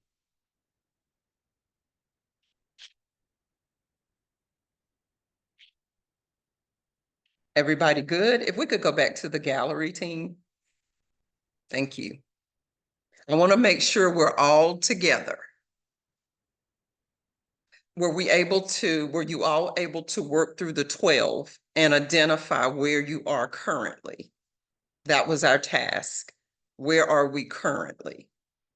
And the thought is that once we identify where we are currently, then our next task is, what is it that we want to work on? And what is it that we need to work on? Now, I'll go ahead and tell you, sometimes it feels like we have to work on all these things all at the same time and we have to get them all done, or we're a horrible nonprofit. That is not true. That is not true. So just know that is not true. Each organization is different. Each of your organizations are at a different place in its life cycle. Some of your organizations are a startup. Some of your organizations have been around 100 years, but you feel like a startup. So you're all in different places, which is why we start here, so that as you're thinking about these 6 management functions going forward over the next 5 weeks, as you're thinking about those, we want you to take into consideration, what is it that you want and need to work on in the next year? We did the real basic kind of, where are we as it relates to each of the 12? Are we a build, thrive, or sustain? Okay, great. We're kind of got a benchmark. Now, which of these areas do we think we want to spend more time working on? Now, in the Institute, we focus on 6. So if you're anticipating needing work outside of those 6, then you'll have to kind of think about how you want to approach that. What we do in the Institute is we guide you through the 6 that we highlight in the Institute. And of course, if you have questions as we move along, don't hesitate to ask your questions. We try to be responsive to your questions. And when we finish today, we typically stay on for another like 10 minutes or so that like as an office hour, so that if you have any questions following the Institute session, you can pose those questions also in that private space, or I should say smaller space. as it relates to what we're doing. All right, so we've all completed our basic, just kind of where are we in terms of our current management condition as it relates to capacity. The next thing we're gonna do is we're gonna take it up a notch, okay? So the first go round, we work primarily with the frames. We're gonna take it up a notch and we're gonna focus on the 6 management functions that we are highlighting in the institute. Team, if we could just pull up the slide 19. That would be great. Oh, better yet, go ahead to 20. Go ahead to 20. Go ahead to slide 20. We'll come back to that in terms of page numbers. Perfect. So now this is just a different way of looking at what you have in your workbook. Now team, you'll have to help with the PDF. In your workbook, go to page, we're just using this as an example to get you started. Go to page 22 in your workbook. It's the same thing that's on the screen. We've just got it, the image is different, but it's the same information.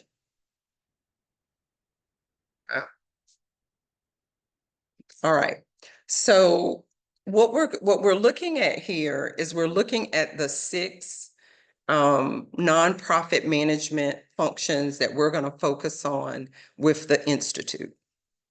We're going to work on board governance, financial management, fundraising, human resources, program design, management and evaluation, and strategic planning.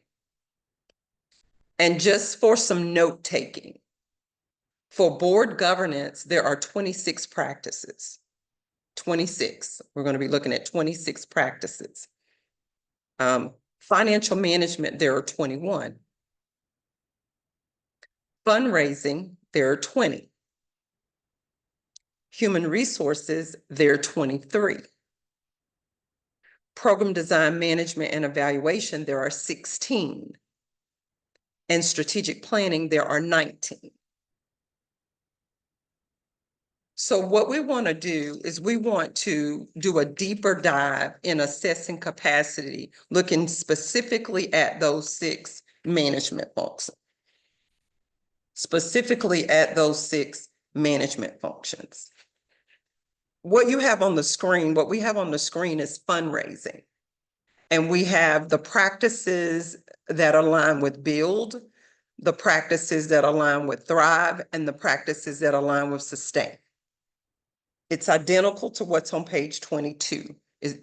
We've just got it set up a little differently to show it on the screen.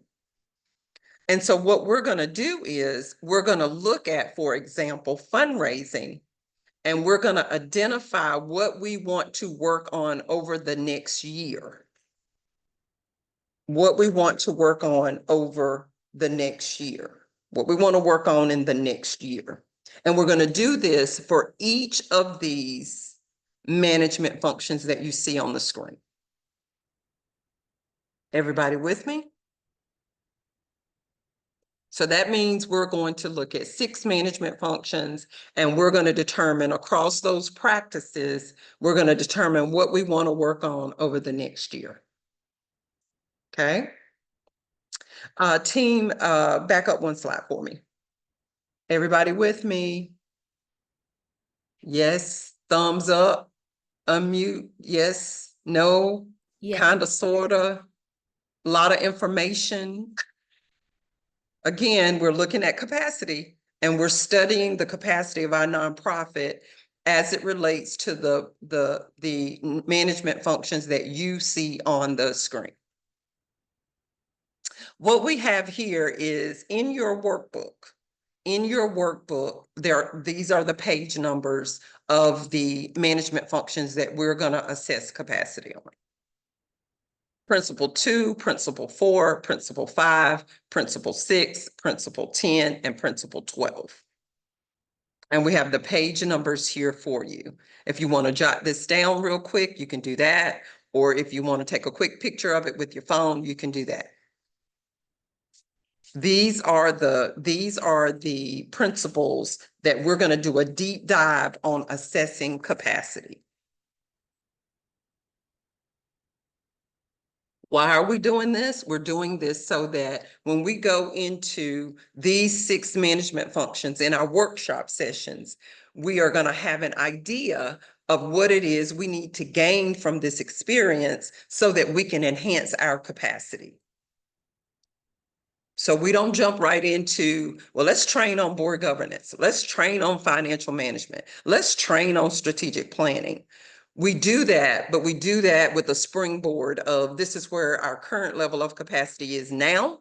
And this is what we want to work on in the next year.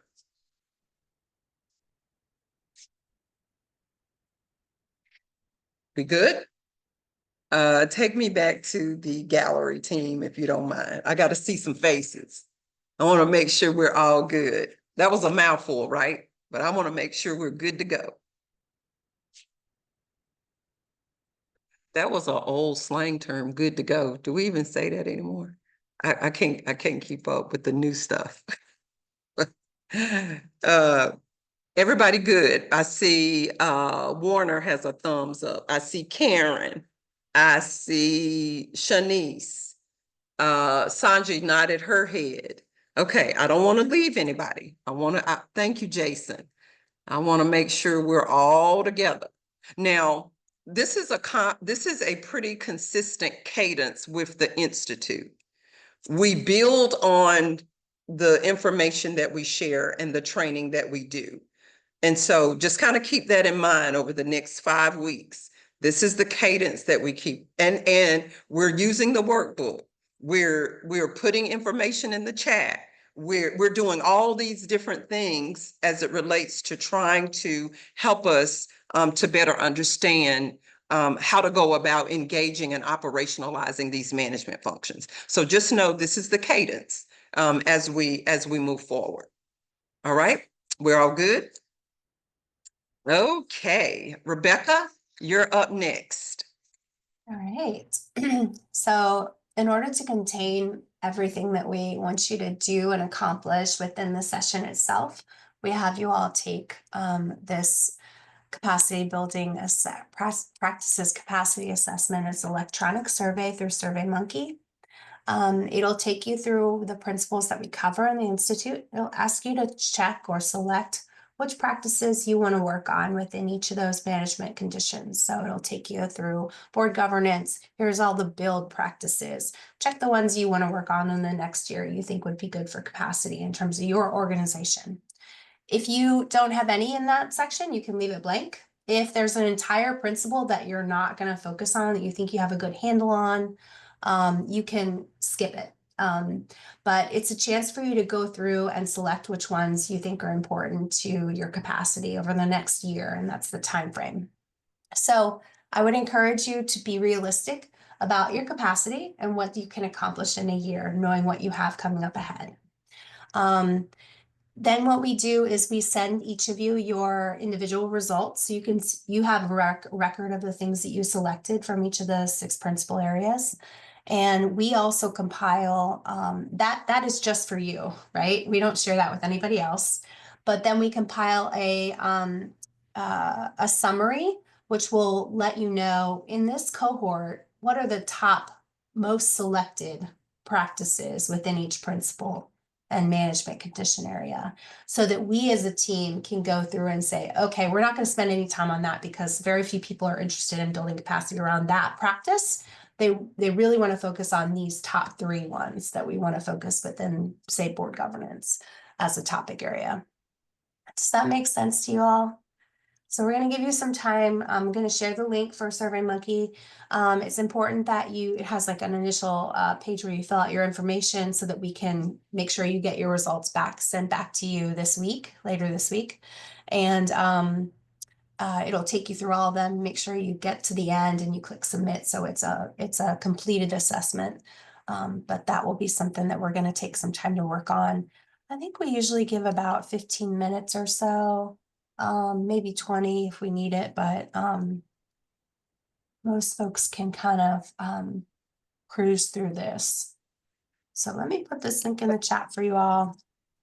And also keep in mind as well that in your workbook, you are referencing pages 16 through 29.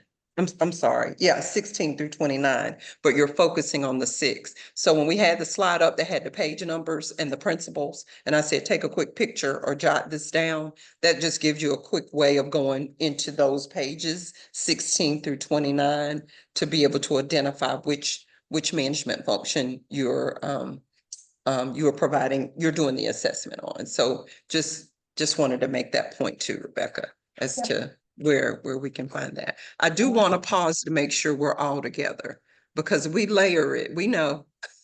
We layer the tasks that we give you. And so or they are layered tasks that we give you. So we just want to make sure that everybody's good to go. So board governance is of the workbook, board governance is on page 17. That's the first principle. And so Rebecca is going to provide that link for you to be able to do that and provide that feedback electronically. The coolest thing about it, as Rebecca mentioned, is you get your own individual report sent to you. So that'll be real neat in the end when we finish today. Everybody good. Don't want to leave anybody behind. Want to make sure everybody's with us. Okay, Lisa, any encouraging words as we do the deep dive into assessing capacity? Dig deep, y'all. Just dig deep, stay focused. Absolutely, Let me absolutely. check on my namesake. Lisa, you good? You can find all the paperwork, Lisa? You know, you got the same name as me, so I'm gonna check on you. Well, I appreciate it, but to be honest, no, I am thoroughly Okay. confused and it's taken a lot for me to navigate these different pages. But Okay. I'm hoping that after this is over, I can kind of catch up. I don't like being behind, but Okay. that's a little bit, but it's Maybe cool. we can spend some time after just looking at and hearing more Perfect. what you got, and then we can straighten it out. Sure, thank you. Okay. Yeah, we don't leave anybody behind. That's Nope. we don't do that. We want to make sure everybody is in sync and we're all walking through this together. Okay, Rebecca, I'm going to turn it back to you. All right. So the SurveyMonkey link is there in the chat. Like I said, you'll go through each principle. You'll check off things you want to work on next year within each of those management conditions by principal area, and be realistic about what you can accomplish in a year. And then you'll go ahead and go through all those and click submit, and then you'll be all finished. Can I ask one question? Are we doing it that our organization would like to work on, or more that we're focused on working on with ourselves? I'm kind of confused with that one. Yeah, that's a good question. I think you could look at it either way. Some of them may be the same thing, right? Like if you're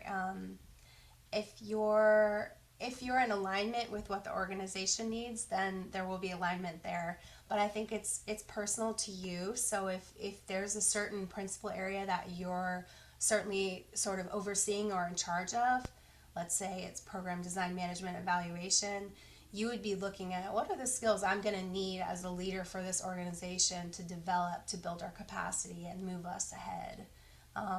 So you can sort of look at it how you want to and what you think best serves your organization and you as a leader. That's a really good question, Kumina. Thank you. And then Sanji asked, should we select only new practices or also include those that are currently followed?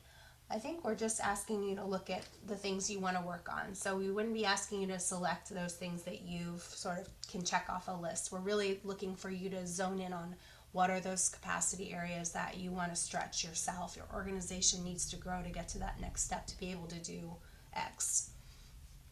Hopefully that helps. But you can give yourself a nice pat on the back when you see there are things that you feel like you guys have mastered or you have accomplished. It's always nice to feel a sense of that you've already done that. You don't have to really worry about it. But I will say that sometimes you could, you can find yourself between several different management conditions, right?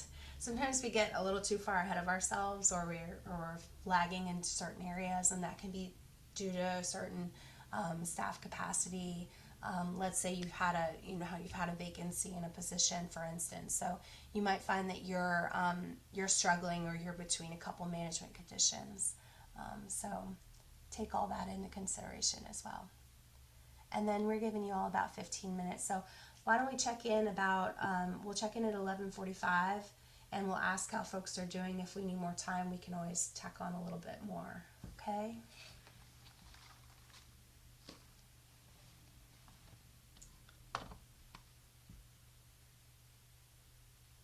All right, and if folks want us to turn on some working music, some deep focus music, we can do that as well.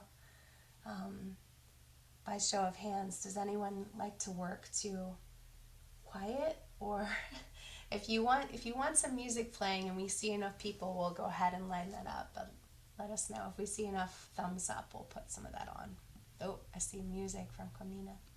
Okay, all right. All right.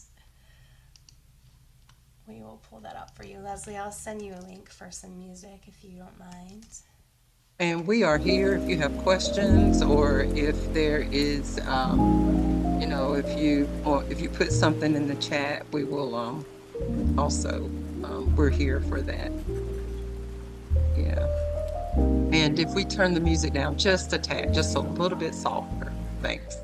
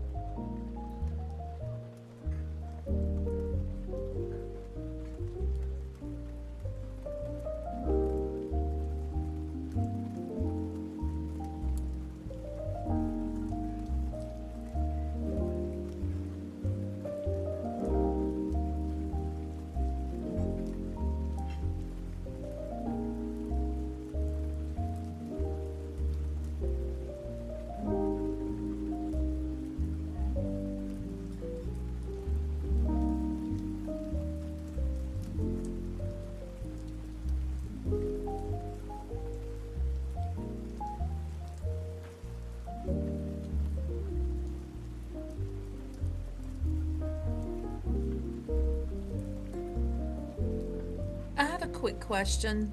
Hi, it's Mary. So, Dr. Palmer, Yes. we can't work on something in every container. So we're trying to focus on what's most important to us. Is that correct? Okay. So, well, for this exercise, what you're doing is you are identifying of those practices what you would like to work on within the next year. Gotcha. Okay. Dead stop. That's where we are. Yeah. You're thank going you through each, and you're just noting, this is what I want to work on for the next year. Yes. Thank you. Uh-huh.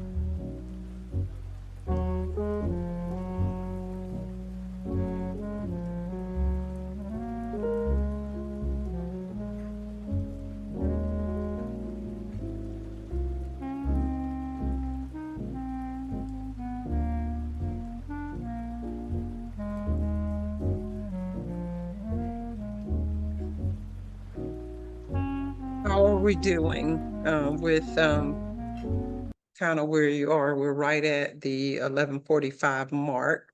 We can take another 5 or 10 minutes or so if we need it. Give me an idea. Do we need more time? Okay, all right. I'm here. The team is here if there's something that you need.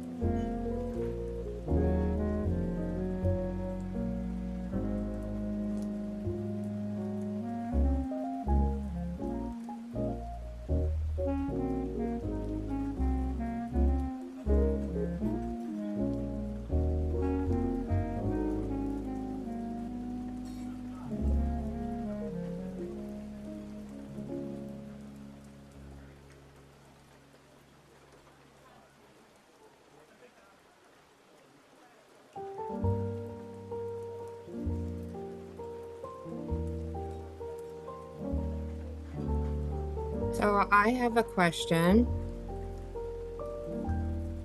I put it in the chat. Okay. For some reason it kicked me out of my survey and said it was complete. And I wasn't complete. So is there a way I can go back into it without having to start all over again? I'm hoping it should. I've never heard of it doing that before. It could have been user error, so it could have been my error. Oh, if you are you still on the screen where you were taking it? Yeah, it just says thank you for taking this survey. Okay. If you click back on the survey link above, does it tell you that you've taken it already? If I click on the link again, Mm-hmm. What does it tell you? let me see.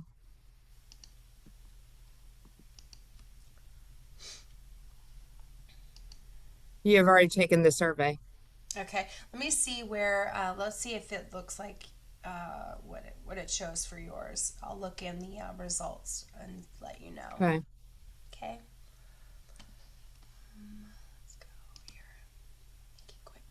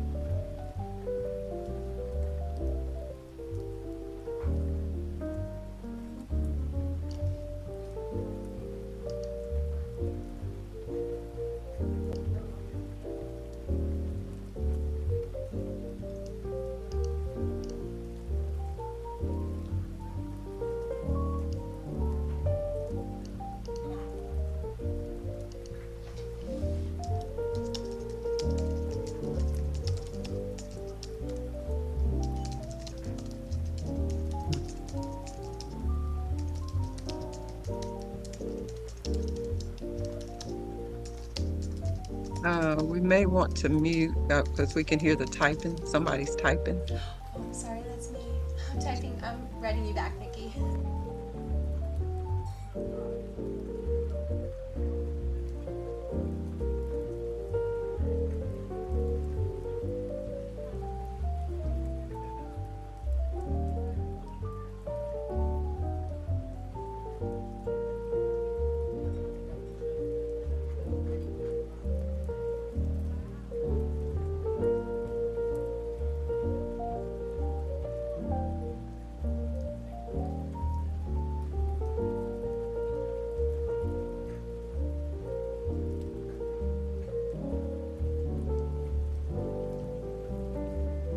And we'll agree at the 12 o'clock hour. So if you want to take a break between now and 12, that's good.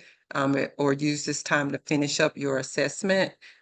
We will return back to our session at 12 o'clock. So this is break time, and this is also finish up your assessment time for the most part. Thank you.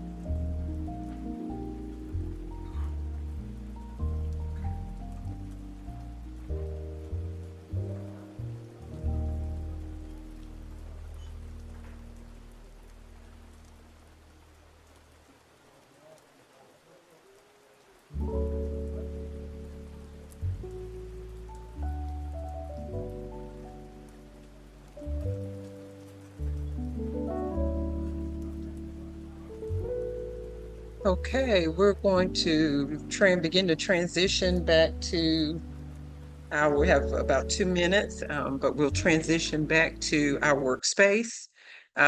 Hopefully you were able to complete the assessment. We'll get to that in a minute. As I'm your pilot today, I feel like a pilot of a plane. Now we're landing for this particular session, our number 1 of 6. But everybody, you have about another minute before we kind of jump back into our material.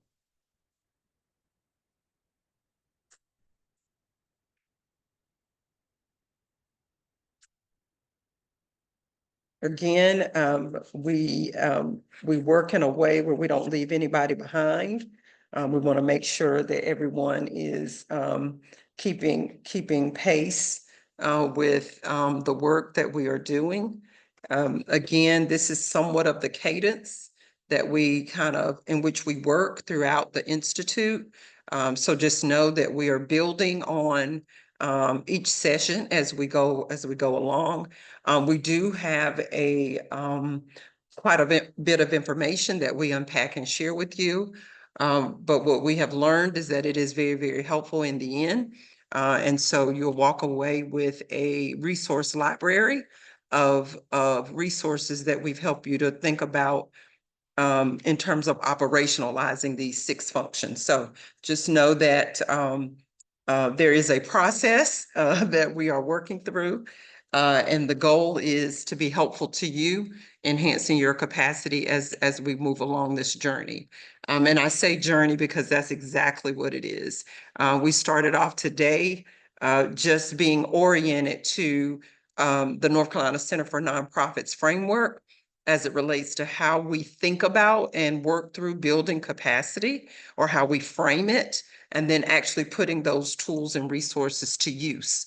And so that's a very important part of the way in which we facilitate this experience, while recognizing that some of us may be a little bit more familiar and or fluent with certain aspects of what it is that we do as it relates to these management functions. For some of you, some of this may be a refresher. For some of you, it may be that it's brand new information. So we want to try to keep a good pace and moving along in the work, but at the same time being responsive to what your needs are in this space. And again, we always leave about 10 minutes or so once we close out for the day for folks to stay on if you have additional questions, or if there's something that you want to bring up outside of this space. That was a deep dive, right? That was quite a bit. That was 6 principles and over 100 practices, right? That you kind of read through and noted there. Here's something else that we want you to gain from doing this exercise is we want you to begin to have a foundation for the topics to come in the sessions that are coming forward as it relates to each of the management functions. Give me an idea as to if you were able to finish or not, because we try not to give homework. We try very hard not to give homework. But how many of you were able to kind of complete it? And some of you are like, I still got it up on my screen, and now I got to finish this at some point today or tomorrow. Okay, good. Team, I see a lot of thumbs up. I see Lisa, I see thumbs up. That's a good sign for us. That's a really, really good sign. Good. Thank you. Thank you so much. Real quick, just in kind of the main room here, how are you feeling about your understanding of the framework? How are you feeling about your understanding by way of the assessment, these 6 management functions, or any of the practices that you were able to, that you read through? How are you kind of feeling just the conceptualization of what we're doing? Because the next session will be the board governance topic. So we will jump into the workshop, the board governance workshop. I think I see some comments in the chat, but you can unmute yourself too. We'd like to hear voices. I feel good about it, except I have a question. Should we be strong in all of the one area before addressing the other area? It's a common question that we get, and not necessarily. Now, there are some aspects of managing a nonprofit organization as it relates to the function that is contingent on another.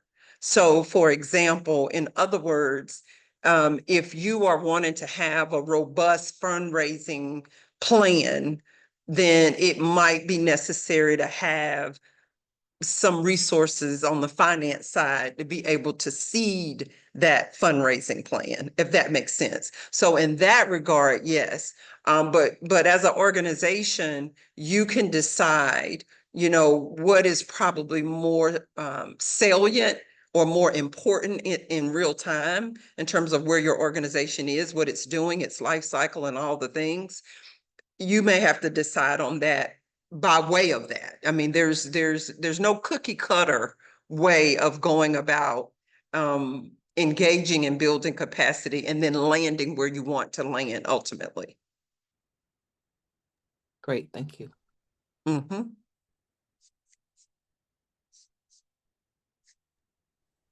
I have a question.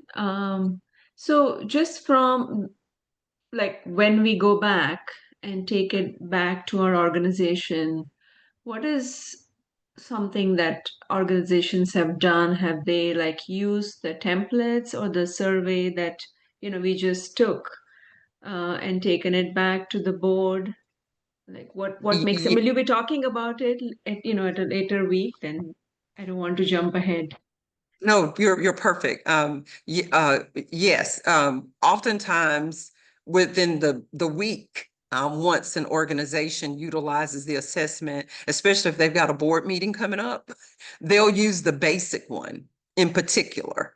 Maybe not the deep dive one, but that basic one. We've had executive directors and participants in the session, in the institute, use it with their staff and with their board. And so you might have to get your folks ready for the deep dive one that you just did, but that basic level one, you can get a good read, especially from your board and staff, as to where they think you are as an organization. I don't know, team, is there anything else I need to add to that? But to answer your question, we've had folks leave right out of this, go into a strategic planning process and use it. And also just in terms of working with their boards and staff. I don't want to leave staff out. Great. So the survey that you gave us, is this something we could reuse, or is there a template or is this something we should need to create on our own? I'll let Rebecca speak to the SurveyMonkey and how it's set up in there, but you can literally copy these pages out of the book or from your PDF, and you can share it that way. And folks can record their responses. And I do think maybe like an Excel spreadsheet workbook might work, because then you could maybe compile those results. But I'll let Rebecca speak to that, because I don't set up the SurveyMonkey. I don't set it up in SurveyMonkey. The team does. Yeah, we don't have it set up for use outside of NPMI at this point. So our recommendation is always and we can send you like clean files if you've worked in your workbook, that sort of thing, and you want like a fresh one. We can send you a PDF. We have a basic one. We have a more intensive one that you could use, but it depends on the audience. I think sometimes with board members, if you overwhelm them with too much, they can sort of tune out. So it may be better to do more of the basic one, like you guys first did, that worksheet where you kind of get a sense of where they're from Build, Thrive to sustain where they think they are and where they want to go. Or you could deep dive into board governance and just focus on that one topic area for board directors, as an example. Thank you. Anybody else? How are you? What are your thoughts? How are you? Again, this is our launch pad. This is what we kind of move from.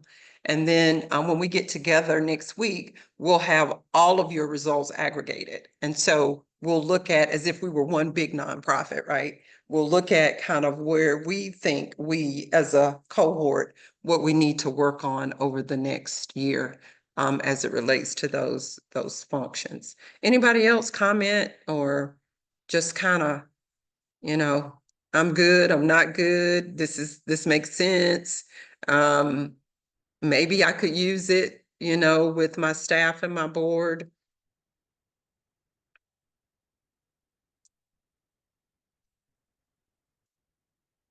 Good, good, good. Just want to check in and make sure that that is where we are. Rebecca, I'm going to switch up just a tad. Is it possible, just so that, well, let me read some of the responses here. Will be great to facilitate milestone discussions with the board. Just trying to catch some of what folks are saying in the chat.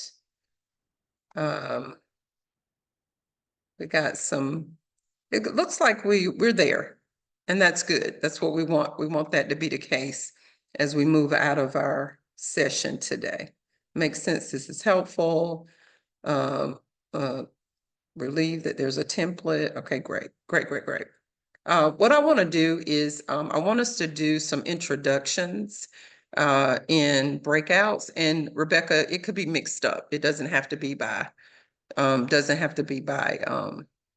by position, but would like for us to do some small breakouts and take a minute or two just to introduce yourself to your cohort mate, and just give your name and mission of your organization, just to do a little bit of intros before we close out for today. Is that okay? Yeah, we can do that. Okay, thank you. I'm thinking like 3 or 4 I know that's a lot of breakout rooms, but then that way they'll have some time to. Okay. Yeah. I'll go ahead and open up all the rooms. And how long did you say, Dr. Palmer? Just about? Yeah, we've got 40 folks, so maybe 10 rooms. Okay. Yeah. Just trying to make it small since they'll have about 5 minutes in the breakout space. 5 or 7 minutes, something like that. Okay. All right, I'm going to go ahead and open up the rooms, and we'll see you all back here in a few. So everybody knows. So you're giving who you are and the name of your organization, and just a little bit some introductions before we close out today. Okay. I think Dr. Palmer, you and Lisa will get an invite, but just disregard. Okay, all right. Thank you for doing that. Mm-hmm.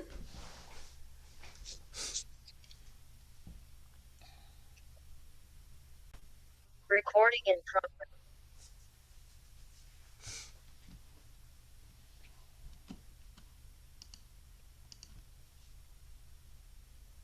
Hope you all had a good opportunity to get acquainted. Just wanted to do a little bit more of that before we ended our time today. Hopefully you were able to learn about each other's organizations and like I said, either reacquaint or get acquainted with each other. We'll do more of that as we work together over the next few weeks. So we're at the end of our session today. We'll see you back here on next Tuesday. We've got a few things that we want to leave you with as we end our time. I'm going to pass it over to Rebecca, and I look forward to seeing you and working with you next week. Thanks, Dr. Palmer. A few closing notes. We're going to go ahead and put a link for the session 1 evaluation. I can barely hear you. I'm sorry. Oh, sorry. Is that better? A little bit. Anybody else? You having a hard time hearing me? Oh gosh. Yeah, it's a little muted for me too. I don't know. So let's see. I've got some. You want me to usually pick up, try to grab my Rebecca? headphones. She's getting better. Yeah, I don't can. even You have want me my to continue, headphones on me, Rebecca? I'm sorry. Okay, I'll try to yell. Is this better? Yeah. Okay. Yeah.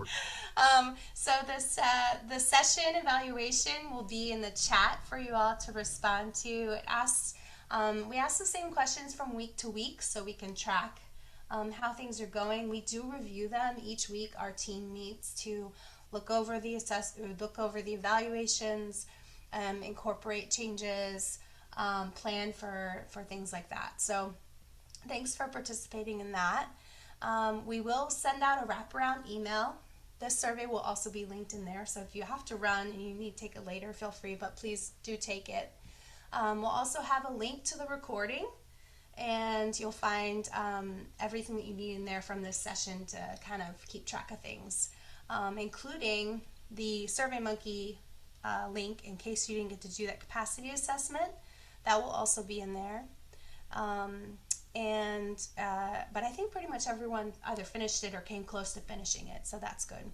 You'll get an email from us later this week with your assessment results that you can have for your own benefit of knowing what things you checked off to work on. And the last thing I'll mention, actually two more things, is we have a LinkedIn group for you all to consider joining if you want to connect virtually outside of sessions. And it includes folks who have been through this cohort before, so you can have the benefit of having people who have been in your shoes and have completed the program as well. I'll put a link in there. Oh, it's there. Thank you, Leslie. She's ahead of me here. That's awesome. The LinkedIn group is there. It is closed just to NPMI participants and graduates, so we'll have to approve your affiliation with that, but you should be able to get in there. And then we usually post questions and polls in there for people to respond to based on an upcoming topic area. So our next topic will be, as you can see on here, board governance for next week. And so we'll likely have a question that prompts you to start thinking about that topic area and responding to that. So stay on the lookout for that.